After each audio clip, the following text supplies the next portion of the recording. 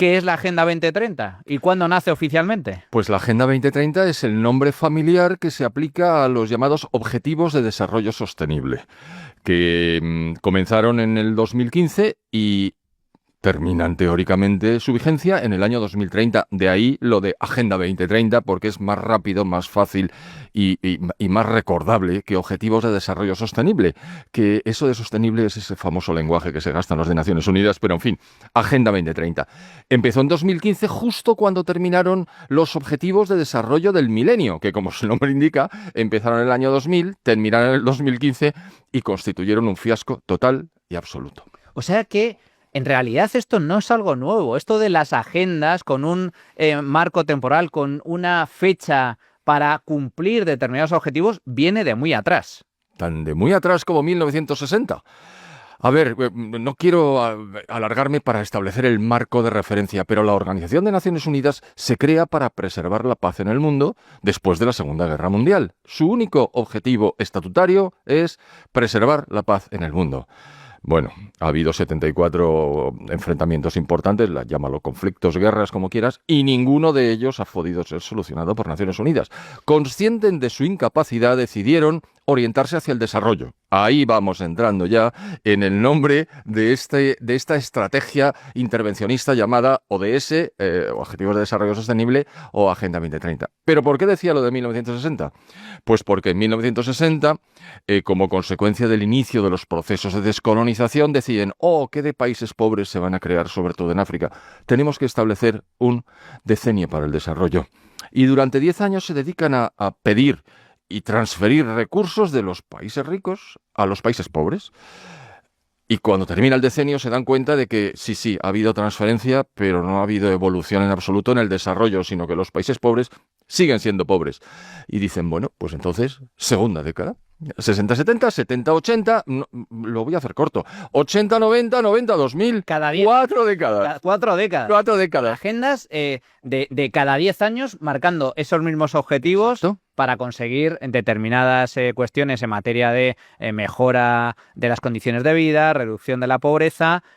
O sea que esto es muy interesante porque esta historia seguramente no la conocerán muchos de nuestro público, de la gente que nos ve.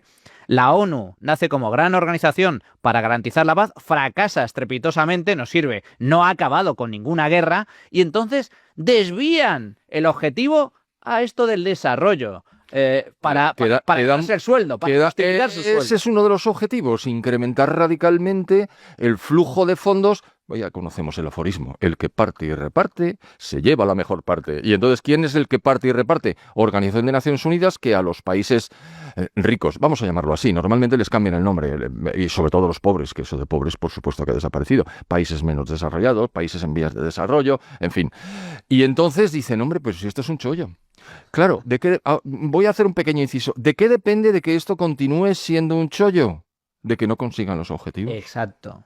Esto es interesante también. A este tipo de organizaciones les interesa que haya pobreza porque justifican su existencia. Y luego no solo sirve para ganarse el sueldo, sino, como bien comentas, a través de este tipo de planes que más que quinquenales son decenales, de decenios, en lugar de los planes quinquenales de la antigua Unión Soviética, planes decenales a 10 años vista, les sirven para captar ingentes cantidades de dinero por parte de los diferentes estados que desvían parte de sus recursos públicos, que pagamos todos nosotros, a este tipo de organizaciones, a la ONU y sus organizaciones satélites. Por supuesto, hay muchísimas. La ONU es el paraguas que unifica una serie de ellas. Pero ya que has dicho ingentes cantidades de recursos financieros, te los voy a decir. Entre 1960 y 2015, que es cuando escribí mi primer libro, que se llama Globalización y Generación de Riqueza, estuve recabando datos de la OCDE. ¿Cuánto se habrá transferido por este concepto? Pues son 100 billones. Claro, a lo mejor alguien piensa, dice, este quiere decir 100 billions. No. 100 trillions, es decir, 100 billones con B de 12 ceros. ¡Qué barbaridad! ¿Para qué?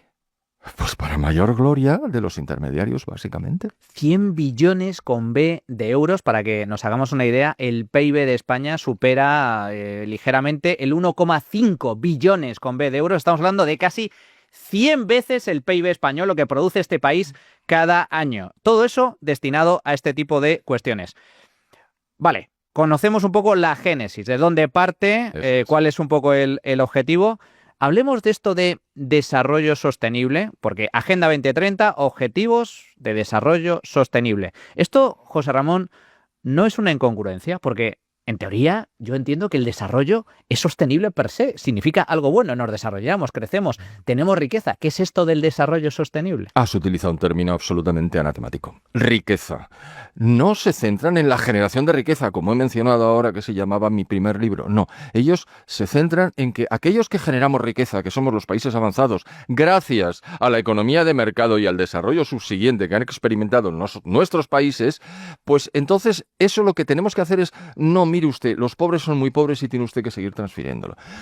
Pequeño inciso, los pobres son pobres, pero de tontos no tienen un pelo. Y entonces, claro, se dan rápidamente cuenta las élites, los líderes de esos países, que para seguir recibiendo fondos tienen que seguir siendo pobres. Porque como se conviertan en países ricos o en vías de desarrollo muy avanzado o simplemente parte de la globalización, como ha hecho, por ejemplo, la República Popular China, o India viene de camino, o todos los grandes países del este de Asia, pues entonces, claro, dices, no, a ver, yo tengo que poner el cazo y me lo tienen que llenar. Y si para eso tengo que seguir siendo pobre, bueno, pues mi pueblo sigue siendo pobre, pero yo voy a gestionar esto convenientemente. Tan es así que había un economista, ya falleció, que se llamaba Peter, porque era húngaro, Peter Bauer, que estuvo trabajando en la London School of Economics después de salir de Hungría y estableció una frase que ha hecho historia. Es la ayuda oficial al desarrollo, porque todo esto se denomina ayuda oficial al desarrollo, es el dinero que los pobres de los países ricos envían a los ricos de los países pobres. Pues sí, señor, lo ha hecho usted perfecto. Los pobres es los que pagamos impuestos, vamos, ya lo he dicho antes. El negocio, esto es el negocio de la pobreza. Eso es. El negocio de la pobreza donde los que realmente sacan tajada son este tipo de organizaciones intermediarias que con la consecución, la persecución de un fin loable, como es la reducción de la pobreza, se llenan los bolsillos de dinero público mediante, insisto, organizaciones internacionales, que es algo parecido al negocio también de las ONGs, organizaciones no gubernamentales, que en realidad se abastecen única y exclusivamente de dinero gubernamental, de dinero público. Sí, son transferencias que las mantienen vivas. O sea, deberían llamarse OGEs. Claro, organizaciones gubernamentales. Exacto. Es decir, tanto la ONU como las ONGs viven de dinero público. Por lo tanto, son los primeros que les interesa el negocio de la pobreza.